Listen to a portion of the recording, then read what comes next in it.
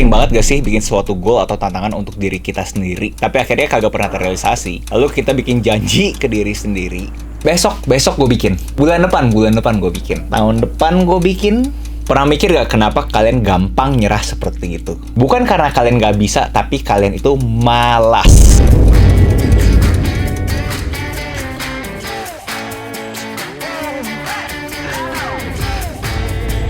Kita sebagai manusia pengen sesuatu yang cepat dan signifikan. Tapi kita susah banget ngerubah kita punya kebiasaan jelek yang lama. Alhasil akhirnya kita cepet capek dan bosen dan akhirnya nyerah. Mau seberapa pentingnya aksi ini, kita prefer untuk nunda aksi tersebut. Karena kita itu malas.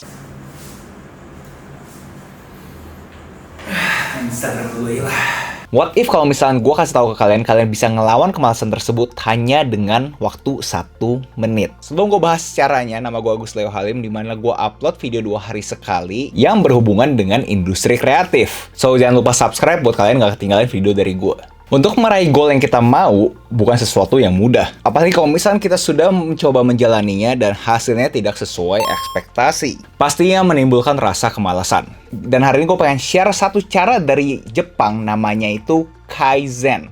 Atau sering disebut dengan 1 Minute Rule. Metode ini ditemukan oleh Masaki Imai. Apa itu Kaizen? Adalah 2 kata yang berbeda, di mana Kai itu adalah change atau perubahan, Zen itu adalah wisdom atau bijaksana.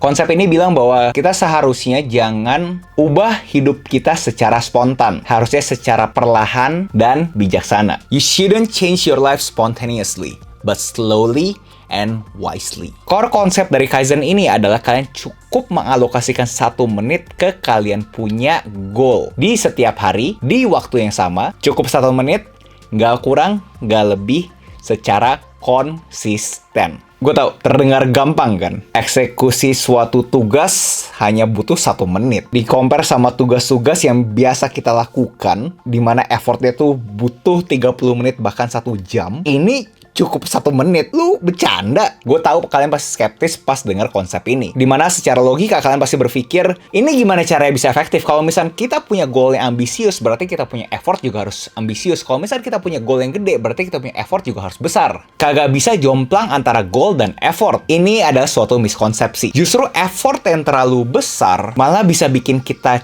capek dan akhirnya nyerah.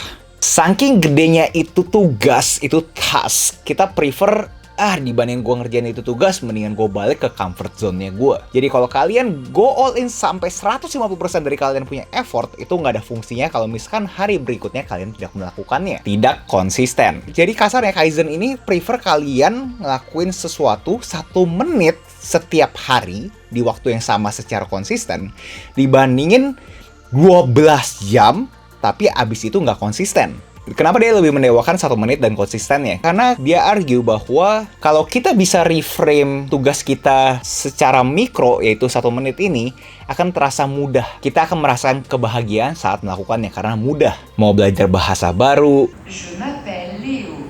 Je m'appelle Léo. Vous couchez avec moi. Voulez-vous coucher avec moi?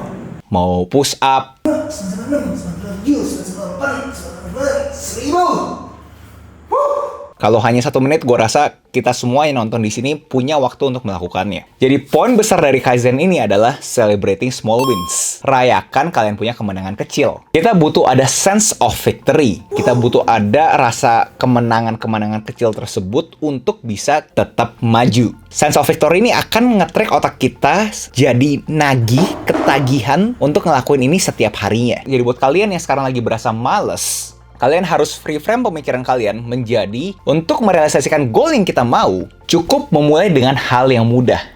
Dengan mengalokasikan 1 menit setiap harinya secara konsisten. Sekarang gue tantang kalian untuk menerapkan Kaizen ini ke kesehariannya kalian selama seminggu. Setelah seminggu, kalian DM ke IG-nya gue dan bilang apa hasilnya. Buat kalian yang pernah menerapkan ini, coba kalian komen di bawah apa pendapat kalian terhadap metode Kaizen ini. Apakah ini sustainable? Pendapat gue pribadi, metode Kaizen ini sangat direfleksikan warga-warga Jepang tersebut. Karena mereka punya kegiatan, mereka punya keseharian. Gue lihat dari luar, terlihat sangat teratur. Jadi mereka sudah punya budaya untuk melakukan sesuatu yang repetitif setiap harinya. Jadi makanya kalau kita ke Jepang, kita kadang-kadang ngeliat kok ini kok semua orang kayak robot deh. Itu aja, jangan lupa like, comment, subscribe, nyalain notifnya, share ke teman kalian, and I'll see you in the next video.